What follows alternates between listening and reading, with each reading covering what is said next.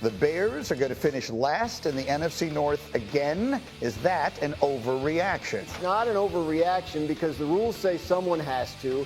And the other three teams were all in the playoffs last year. Don't show us a whole lot of reason why they would take big steps back. I think the Bears could have a good season and still finish last in that division. Well, so it's an interesting point. And there was a fascinating story that dropped yesterday. For those of you who didn't see it, ESPN.com released excerpts from a book coming up by our Seth Wickersham. It's called American Kings, a biography of the quarterback. And it is all about all sorts of quarterbacks. The book is not exclusively about Caleb Williams, but the parts about Caleb Williams and the process by which he became the #1 pick in the draft jumped off the page yesterday. There was a quote in it from Carl Williams, Caleb's father, saying, "Chicago is the place quarterbacks go to die." There's a quote from Caleb himself, or a quote from Carl saying, Caleb wondered aloud to confidants, "Do I want to go there? I don't think I can do it with Waldron," which means the offensive coordinator Shane Waldron, who got fired during the season. Yeah. He writes, Carl Williams went on to great lengths to try to circumvent the NFL draft, Seth wrote, wanting to give his son an opportunity to choose his future employer. And in case you're wondering, didn't that happen once before, Archie Manning and Eli? Yes, it did. And apparently Carl Williams met with Archie to try and figure it out. Ultimately, we know what happened. Caleb winds up being drafted by the Bears. But Dominique, as you read all this yesterday, what was your reaction?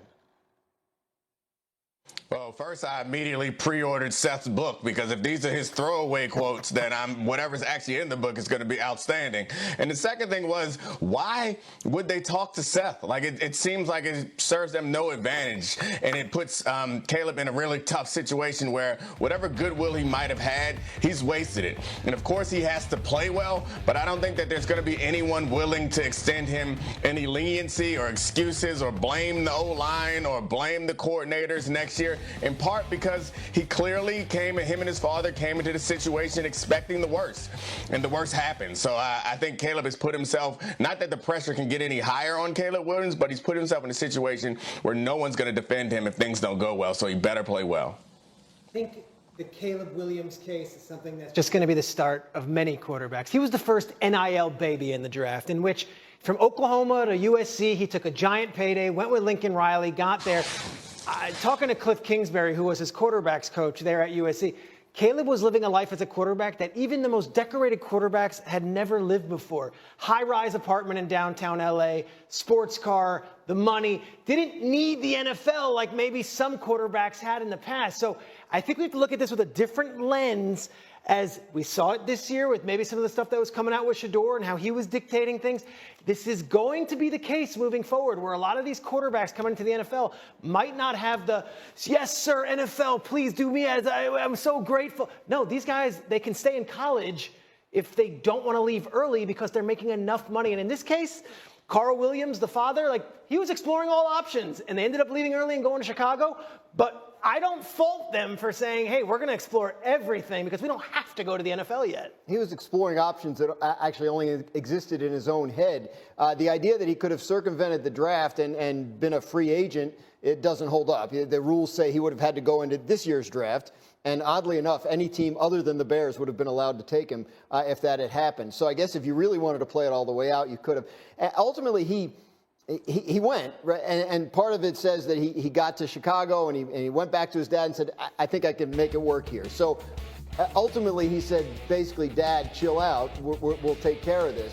But yeah, it's definitely, this looks bad for everyone. Dominique is absolutely right that now Caleb Williams, every time he struggles, is going to be in the minds of Bears fans, the guy who didn't want to be here, right? He didn't want to be here. He never wanted to. Was he wrong? Yeah. Well, who could blame him? Was he wrong? But I got to say a couple things. One, there was no indication, in at least people I talked to from inside that building, that Caleb Williams was mailing it in or miserable there. Like he was trying to make it work, and I think that will continue. But yeah, I think a lot of it comes from the father trying to navigate the situation, and I think ultimately it seemed like the young man himself took control and said, I'm gonna do this. Look, I mean, we're all fathers in this conversation, Yes. and parents in general. And the bottom line of it is, you want what is best for your kid. I never blame a parent for trying to figure out something that is best for their kid, whether it's Deion Sanders or Carl Williams or anybody else. The reality is, Chicago has been the place that quarterbacks go to die. They did have a terrible coaching situation last year, which we were pointing out real time before the draft,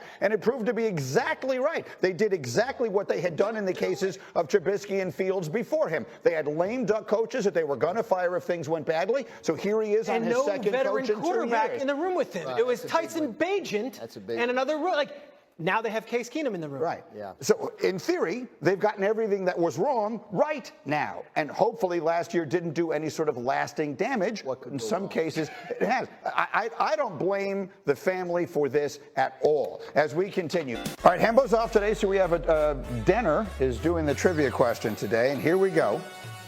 Which team has the best record? We just had schedule release day. Yeah. On Monday Night Football over the last 10 seasons, and I can tell you, it's not someone who's like 2-0 or something like that. Plenty of games. Right. The teams that don't play often on Monday night probably don't win when they do. Yeah, I think I'm between the Steelers and the Ravens. I feel like the Ravens have dominated when they've been in that. I'm going to guess Baltimore. Oh, my goodness. Ravens. It was the Steelers. You were right there. I blame Schrager. I think Schrager threw you up. He yelled Ravens as he was walking by, and I think that might have subconsciously got to you. The Ravens sabotaged me. The Ravens are 9-4. Okay. The Steelers are 12-1 on Monday Night Football. That would solve everything for Tomlin. Just play them all on Monday night. Exactly. Dominate. Yeah, Rodgers will definitely play for them if he knew that they would win all of those games. Okay, so it's not an overreaction to say that the Steelers have been very good on Monday Night Football. That brings us to Graziano's overreactions. Dan, if I said, looking at the schedule, this is the best chance Josh Allen has to make the Super Bowl finally, is that an overreaction? I think it is, because I feel like they have the same chance every year. Look, they were in the AFC Championship game last year. The year before, they had the Chiefs in their own building. I just feel like Josh Allen's going to have a chance to make the Super Bowl every single year he plays. The Bills have shown that they build and maintain a competitive roster at a high level. I think one of these years it breaks through. But I get the question, right, because of the schedule, but I don't know. I don't know if they have a better chance this year than they did last year. Okay, the next one. Which I think was a good chance. Yeah. Would it be an overreaction to say that the 49ers will cruise into the playoffs? Because of the schedule, right? And they finish with, I think, their last 8 weeks, they don't play anybody that made the playoffs last year. I say it's an overreaction for a couple reasons. One, the start's not great. They have 4 road games out of their first 6. They have some long road trips this year. And we don't know what this version of the 49ers is going to look like. A lot of change, especially on the defensive side of the ball, for San Francisco this offseason. We'll see how good they are coming out of the gate. Okay, and then finally, we stay in the NFC for the last one. If I said... Chào tất cả các bạn, chào mừng các bạn đã đến với kênh YouTube của mình. Ngày hôm nay, mình sẽ làm một chiếc video, đó là tô màu những sản phẩm, hoa quả, con vật, đồ vật, vân vân. Các bạn chưa biết sản phẩm gì đúng không? Thì hãy xem hết video của mình nhé. Nếu các bạn thích những sản phẩm nào trong những video thì các bạn hãy comment xuống để mình sẽ làm theo nha các bạn. Và bây giờ chúng ta cùng đi tô màu nào. 좀 쉽게 동안이만